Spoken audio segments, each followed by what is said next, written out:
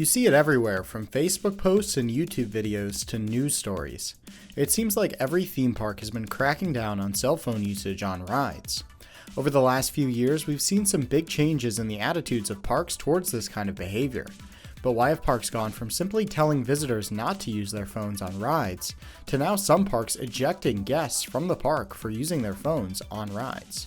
As longtime channel viewers will remember, I made a rather corny video covering this topic several years ago. Since then, the general industry attitude towards this type of behavior has changed dramatically. So why is this such an issue? Cell phones are loose articles. They can become free of a rider's control and end up falling or hitting someone else on the train. Roller coasters and thrill rides by their very nature are unpredictable and exert forces the average person is not used to. This, combined with the high speeds these rides travel at, creates a prime environment for loose items becoming hazardous projectiles. Rides are also designed for riders to brace themselves. Holding an item prevents a rider from doing this. All of these factors make rides and roller coasters prime environments for loose articles like cell phones to be lost, and when traveling at high speeds, these loose items are a hazard for both other riders and people on the ground. This is why you often see nets under roller coasters or rides that travel over a pathway. But none of this should be new information to anyone watching.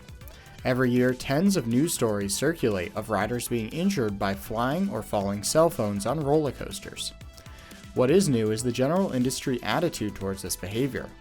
As has recently been seen with high-profile examples such as Mark Rober, parks will now generally eject riders from the park if they are found to be using a cell phone on a ride.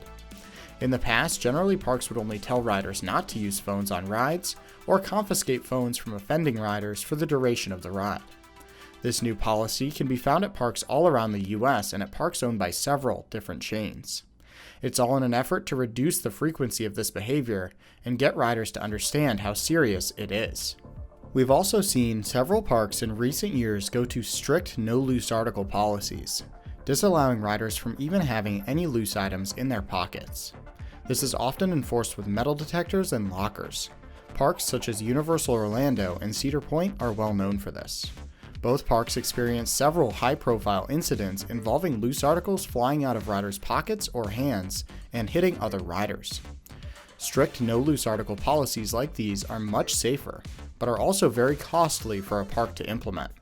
It's for this reason that I believe we can expect to see more policies like this on intense rides going forward, but older rides will likely not see this policy added. In any case, there are a few guidelines you should follow when visiting a park with loose articles. If you plan to ride with loose articles and a park allows you to do so, please secure them properly. Simple, unsecured pockets will not do on many rides, especially if the pockets are on loose clothing or are shallow. Secured pockets are a safer bet, but speaking from my own experience, they are not guaranteed to keep loose articles in place, especially on very intense rides. The safest bet is always to use a locker or a non-rider to prevent loose items from riding at all. As mentioned, some parks require this for some rides.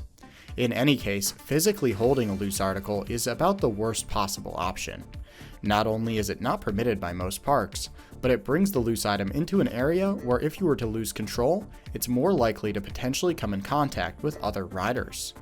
Let's not forget the people on the ground. On rides that travel over pathways or midways, there's a risk of these loose items falling from heights, sometimes as high as 300 feet. Any item falling from this height is a risk to people on the ground. As mentioned, most parks install nets under rides that travel over midways, or even sometimes in areas where a ride travels over itself, for this reason. Hopefully this video serves as an update as to what parks are doing about this issue, as well as why this is still such a serious problem. Keeping loose articles secure on rides is an evolving problem with many different ideas being explored in the industry. It's likely that we will see significant changes over the next few years.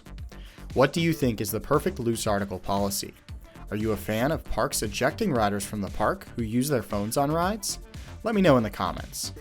Thanks for watching and see you next time.